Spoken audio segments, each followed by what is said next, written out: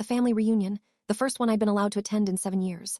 My aunt stood up before dinner and said, loudly enough for 40 relatives to hear, "I think it's very brave of Raina to show her face here, after what she did to Grandma." People nodded, somebody muttered. So I took out my phone, set it on the table and said, "Since everyone's thinking about it, I've actually been waiting 7 years to play you all something. It's a voicemail, left on Grandma's phone, the week the money disappeared." Let me back up. My name is Raina Cortez. I'm 33 years old, and for 7 years my entire extended family believed I stole $80,000 from my dying grandmother and cut me out of every wedding, every holiday, every funeral. Based on a lie that one person told and everyone else found easier to believe than the truth. The truth is that I didn't take a cent, and the truth is that I knew who did, almost from the beginning. And the hardest part of this story, the part I still don't fully know how to carry, is that clearing my name meant proving that someone I loved had let me take the fall for 7 years to save himself. Let me tell you how it happened. My grandmother, Alma, was the center of our family. Big Mexican-American family, 40-plus people at the reunions, and Alma was the sun we all circled. She had over a long life saved carefully my grandfather's pension, her own decades of work, frugal living. And late in her life, as her health declined, she kept a substantial amount of money accessible, about $80,000, in an account she could reach easily because she was old-fashioned and didn't trust having everything locked away. I was close to Alma, closer than most of my cousins. I was the granddaughter who came on Sundays, who took her to appointments, who sat with her. And in her last 2 years, as she got frailer, I was the one who helped her with small things, including sometimes helping her with the bank, driving her there, waiting while she did her business. That closeness, which was the joy of my 20s, became the noose. Because when the money disappeared, $80,000, gone from Alma's account over about 4 months in a series of withdrawals, I was the obvious suspect. I was the one who'd been at the bank with her. I was the one with access to her. I was the one who'd been in her house. The family did the arithmetic in about 4 seconds. Raina was close to Grandma. Raina helped with the bank. The money's gone, therefore Raina. And there was one person who made sure the arithmetic pointed at me and stayed pointed at me. My cousin Danny. Danny was my closest cousin. We grew up together, 3 months apart, more like siblings than cousins. Danny was the one who discovered the missing money. He was helping sort Alma's finances when her health crashed. And Danny was the one who went to the family and said with tears in his eyes that he'd found withdrawals. And that they lined up with times Raina had taken Grandma to the bank, and that he was so sorry he didn't want to believe it either, but what else could it be? What else could it be? That phrase did 7 years of damage. I denied it. Of course I denied it. I denied it to my mother, to my aunts, to Alma's other children, to anyone who would listen. But here's the thing about being the accused in a family. The more you deny it, the guiltier you look. Because innocent people are supposed to be calm, and I was hysterical because I was 26, and being accused of robbing my dying grandmother, or the people I loved most in the world. And Alma, this is the part that broke me, Alma was too far gone by then to defend me. Her mind was going. When they asked her about the money, she was confused, and in her confusion she'd sometimes say things that sounded like agreement. And Danny was always right there to interpret her confusion in the way that pointed at me. By the time she died, 3 months later, the family had fully decided. I was the granddaughter who robbed Alma on her deathbed. I was not invited to help plan the funeral. I was seated in the back at the funeral.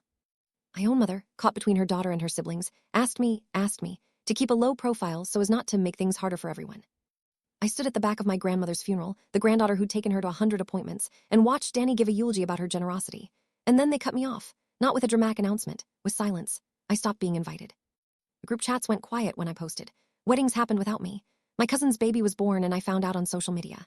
7 years of being slowly, thoroughly erased for a crime I didn't commit, on the word of the cousin who did. Because I knew it was Danny. I'd known, in my gut, almost from the start. But knowing and proving are different continents, and I had no proof, and everything I said sounded like exactly what a guilty person would say to deflect. It wasn't me, it was Danny as the oldest, weakest defense in the world. So for a while I gave up. I wanted to be honest about that. I moved to a different city. I built a life away from them. I went to therapy. I grieved my grandmother and my family at the same time, a double funeral that only I attended. And I told myself I'd never know, never be cleared, and I'd have to learn to live as a person who'd been convicted in the only court that mattered, my family's, with no appeal. Here is what changed. 4 years after Alma died. My grandmother's house finally sold. The estate had been tied up, family disputes the usual, and the contents were divided, and because nobody wanted to deal with the junk, a box of Alma's old things ended up through a series of accidents with me. My mother sent it almost apologetically without really looking at what was in it. Just Alma's odds and ends. Old papers, a rosary, some photographs, and an old phone. Alma's old phone, the one from before her last one, deactivated years ago, dead in a drawer. I don't know what made me charge it. Sentiment, maybe. I wanted to see her photos. I plugged it in and it came to life, and I scrolled through pictures of my grandmother's garden and her saints and her great-grandchildren, crying the whole time. And then I found the voicemails. Alma never deleted anything. She didn't know how. Years of voicemails preserved on a dead phone in a drawer. And there was one, dated during the exact 4-month window when the money disappeared. From Danny. And I sat on my floor and listened to my cousin's voice, 4 years too late and exactly in time, say this. "Grandma, it's Danny. Listen, I need to talk to you about the money before anyone else notices, okay?" I know I said I'd put it back and I will, I swear. I just need more time. The thing with my business fell through and please don't tell Mom. Please don't tell anyone. I'll fix it. Just say you gave it to me if anyone asks, okay? Say it was a gift. I'll pay it all back, I promise. Please, Grandma, I'm begging you. Just don't tell them it was me. $80,000, my cousin, begging my confused, dying grandmother to cover for him. And when she was too far gone to cover for anyone, he'd handed the blame to me and let me carry it for 7 years because the alternative was carrying it himself. I listened to it 40 times that night. I cried until I couldn't.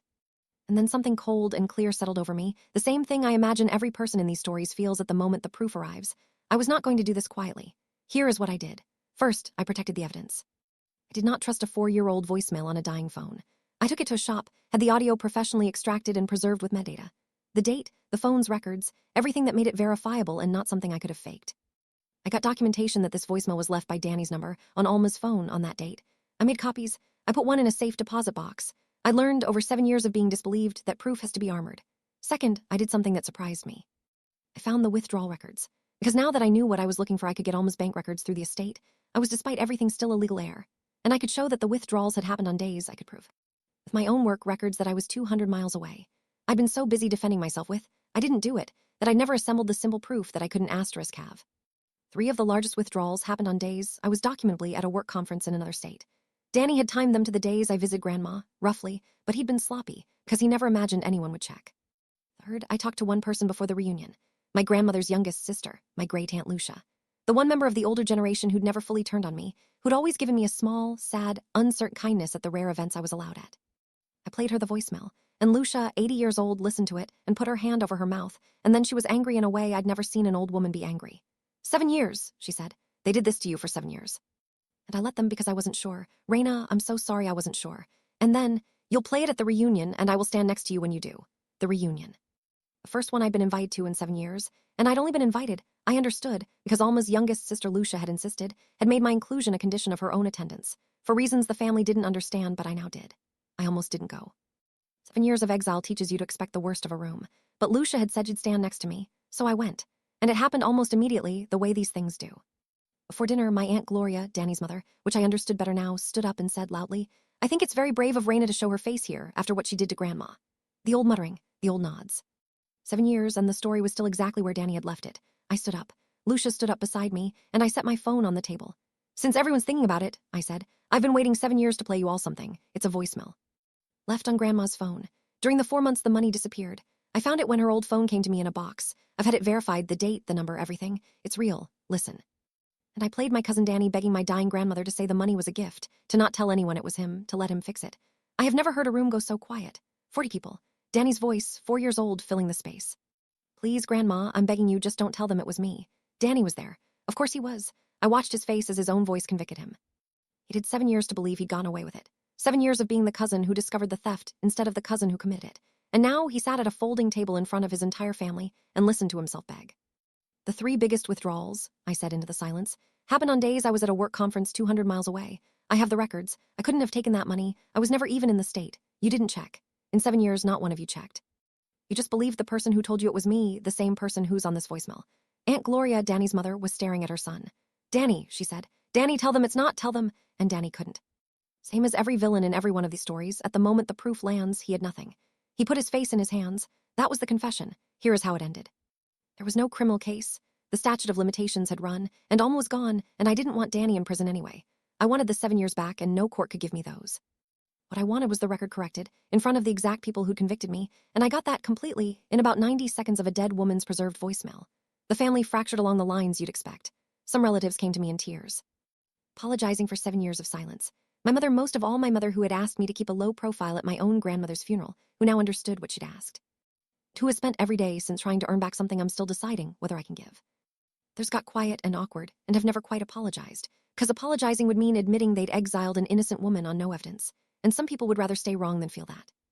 Annie repaid the estate what he could, which wasn't much, because the $80,000 had vanished into the failed business years before. He's a diminished figure in the family now, the cousin who let Raina take his fall, and he'll carry that the way I carried his guilt, except he earned his. The person I hold on to is Lucia. 80 years old, who stood up beside me when standing up beside me still cost something, before the voicemail played, when I was still just the accused granddaughter, and she was choosing to believe me on faith. She died last year. I gave a eulogy, a real one, at the front, as a granddaughter in spirit who'd been welcomed back.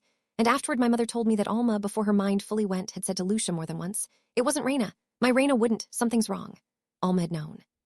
Her confusion, she'd known, and she'd told her sister. And Lucia had carried that uncertainty for 7 years, until I put a voicemail in her hands and turned it into certainty.